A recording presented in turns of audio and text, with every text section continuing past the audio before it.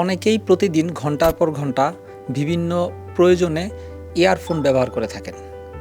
অতিরিক্ত সময় কানে ইয়ারফোন ব্যবহার করলে কানের বিভিন্ন ধরনের সমস্যা হতে পারে। আজকে আমরা জানব অতিরিক্ত ইয়ারফোন ব্যবহারের ফলে আমাদের কি কি সমস্যা হতে পারে।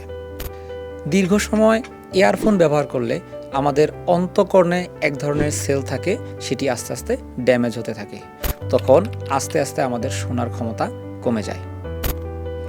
এছাড়াও অতিরিক্ত সময় ইয়ারফোন ব্যবহারের ফলে আমাদের কানের বিভিন্ন অংশ ক্ষতিগ্রস্ত হয়ে এক ধরনের শো শো আওয়াজ তৈরি করে এবং রোগী খুব বিরক্তি নিয়ে আমাদের কাছে আসে। কারো কারো ক্ষেত্রে ইয়ারফোন ব্যবহারের ফলে কানে ইনফেকশনের ঝুঁকি বাড়ে। তাহলে করণীয় কি? আমরা ইয়ারফোনের ভলিউম 60%-এর উপরে নিব না এবং টানা 60 মিনিটের বেশি ইয়ারফোন ব্যবহার করব না।